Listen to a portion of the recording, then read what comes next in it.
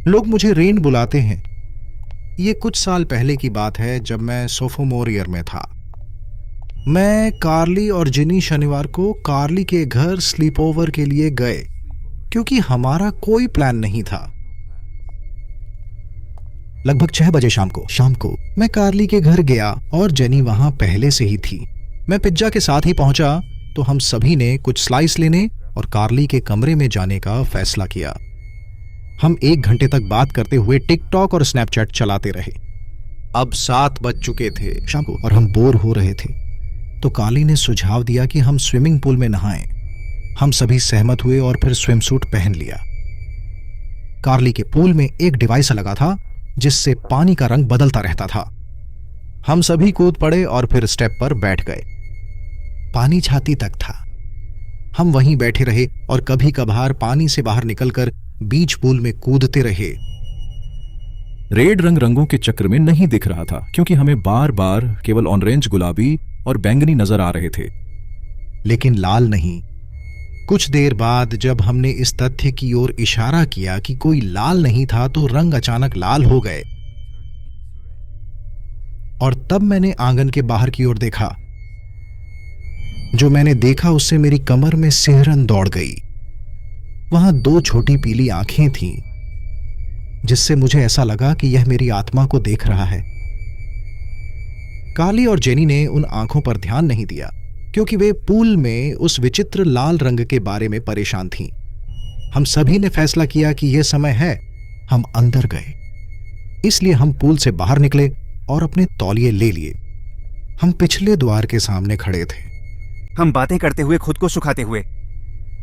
मैंने उन्हें वो पीली आंखें और उनसे मिली डर के बारे में बताया।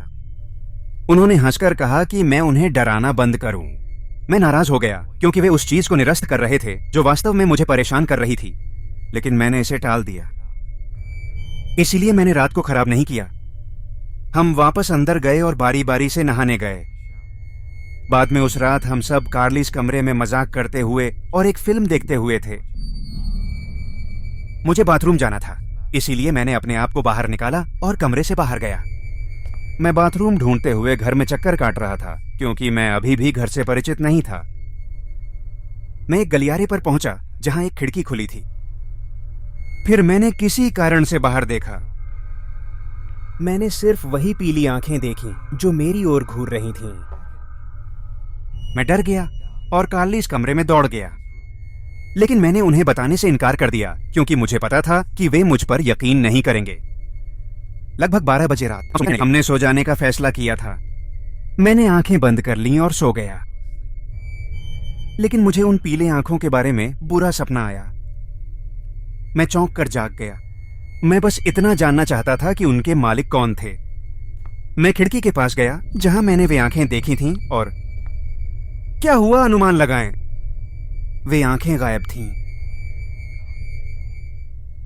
मैं थोड़ा डर गया, इसलिए वापस आया और सोचा कि सोने से ठीक रहूंगा। मैं उन कंबलों पर लेट गया जिन्हें हमने बिछा रखा था।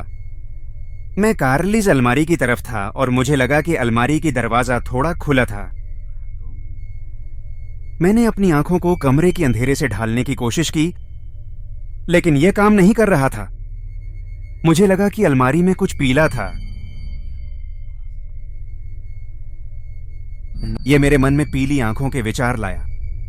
मैं शांत से उठा ताकि मैं कार्ली और जेनी को न जगा सकूं। मैंने अलमारी को खोला और एक आदमी घिस से बालों और गंदे कपड़ों के साथ मेरी तरफ कूदा। मुझे लगा कि उसकी चमकीली पीली आंखें थीं, और मुझे एहसास हुआ कि वही वह था जिसे मैंने देखा था। मैं बेहोश हो गया और अस्पताल में जाग उठा।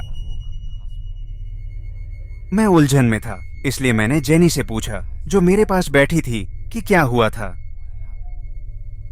उसने बताया कि वे मेरी चीख सुनकर जाग गईं जब मैं अलमारी की तरफ देख रहा था, और फिर मुझे फर्श पर बेहोश होते देखा।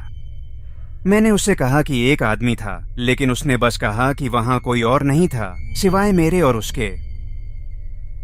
शायद मुझे शौक की वजह से दिल का दौरा पड़ा था। आज तक मुझे नहीं पता कि क्या हुआ था और कौन या क्या मुझ पर हमला किया था।